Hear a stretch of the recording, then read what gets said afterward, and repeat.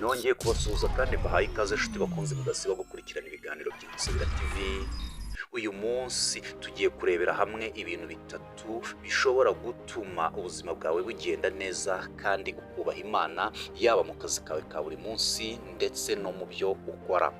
Numara kumenya ibi bintu biraza kurangira ubuzima bwawe utakicira urubanza rukomeye cyane, wumva ko hari ibyo utarageraho cyangwa se hari ibyo utarabona. Ibi biraza kugufasha cyane gushyira ubuzima bwawe ku murongo, bigufashe no kuza gukomeza kujya wiyunga n'Imana, kubera ko uyu munsi wakoze iki, ejo wakoze kiriya, ariko ntabwo byabashije kugenda nk'uko wabitekerezaga. Uyu munsi dukenera gukora bizinesi, ariko iyo tutagize amahirwe cyangwa se ngo tubone umugisha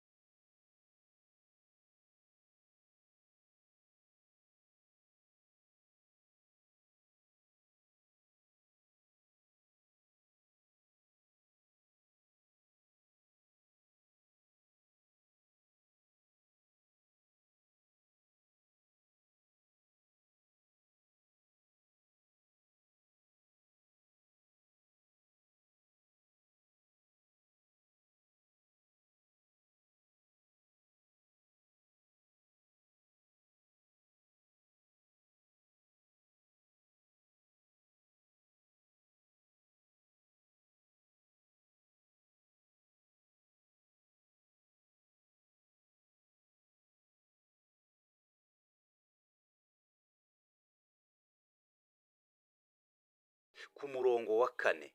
Igihe cyo kurira n'igihe cyo guseka.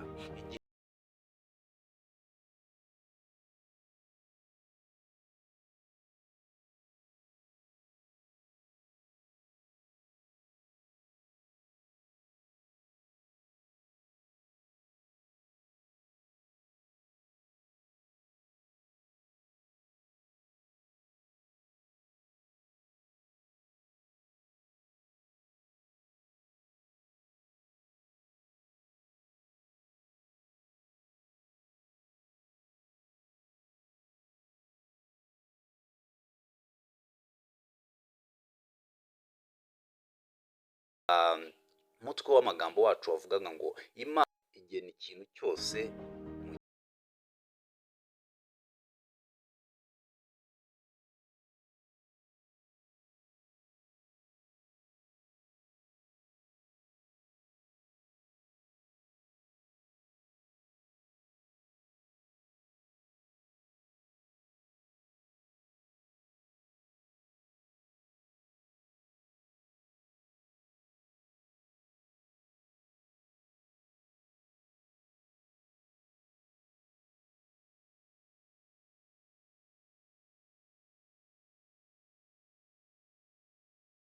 bimwe mu bintu bishobora kugufasha kugarura icyizere ndetse no gusabana n'Imana mu mutima wawe.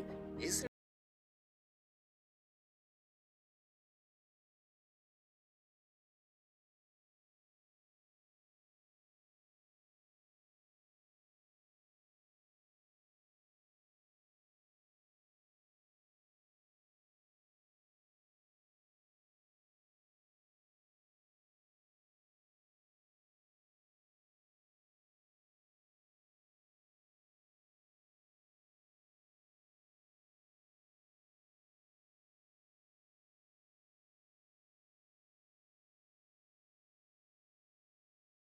mu biganiro bidasiba guca kuri uyu muyoboro wanyu.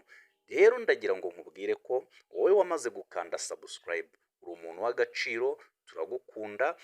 Imana iguha umugisha, kuko kuzamura iyi cano ni bimwe mu bintu bizatuma tugira umuryango mugari.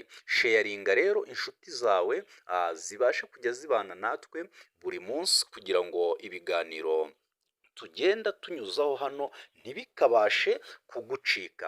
Niyo mpamvu rero tubakorera zimwe mu ngingo zigeze kuri nk'eshatu cyangwa se eshanu, tugapikinga imwe mu mirongo muri Bible cyangwa se Bibiliya yera, ishobora kudufasha ikadusubizamo imbaraga mu buzima ndetse no mu bugingo bwacu.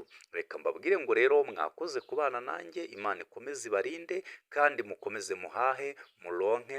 Shalom shalom, ndabakunda, Imana ibahe imigisha myinshi.